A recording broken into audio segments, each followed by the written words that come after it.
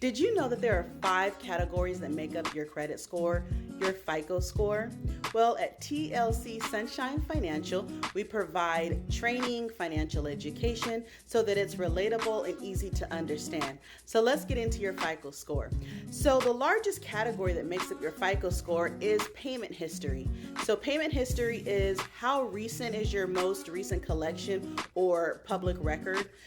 Collection is obviously something that maybe you went on your credit report that didn't get paid, and then it was reported to the credit bureaus as having a negative. So a public record would be like that: a bankruptcy, a foreclosure, something that went to collections. Those were more serious. So that's why it makes up 35% of your credit report. How well and how severe was it, again, goes into the 35%. So was it a delinquency that was like 30 days late? Was it 60 days? Was it 90 days? I know you don't have any of those, right? And then also, how many do you have?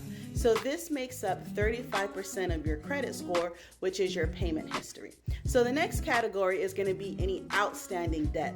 This makes up 30%. So how much does the consumer owe to creditors? So maybe you have an installment, maybe you have a credit card, maybe you have, how many trade lines do you have that have a balance that's outstanding? So 30% makes up that goes into your FICO score. Meaning, what is the percent of the credit available on your credit card limit? So maybe you owed, or you had a credit card that was worth $1,000. The limit was $1,000, and you used 100% of that, which would be $1,000. That would look less favorable than if you had maybe only used 100 or 10% or 20%. So again, outstanding debt makes up 30% of your credit score. The next category is going to be your credit history length. That makes up 15%.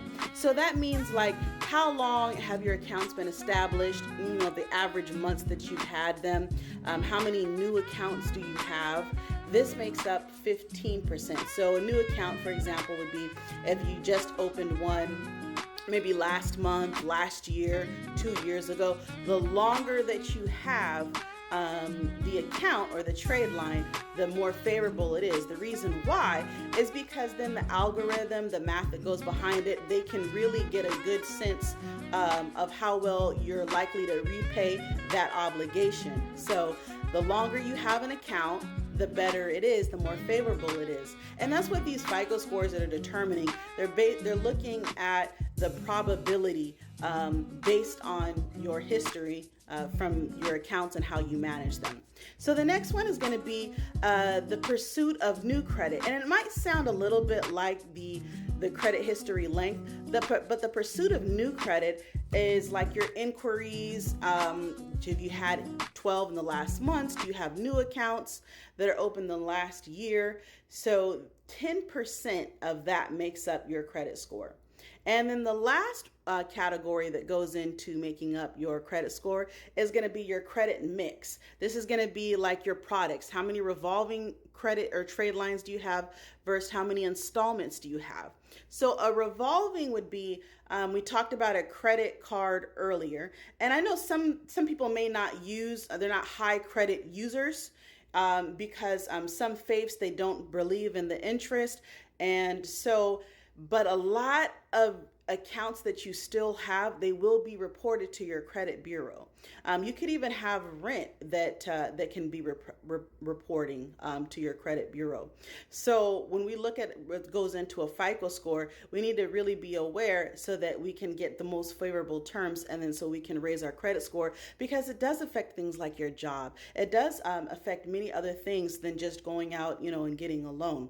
So going back to like what revolving is and what an installment is. So even if you are receiving Sometimes even if you make an obligation between you and just a friend, they have the right, if they're holding a debt for you, to be able to report that to the credit bureau. So an installment loan is say that you own a certain particular amount.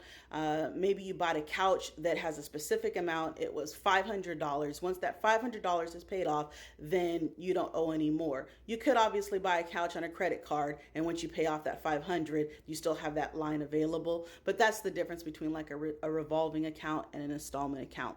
Well, I hope this was informative.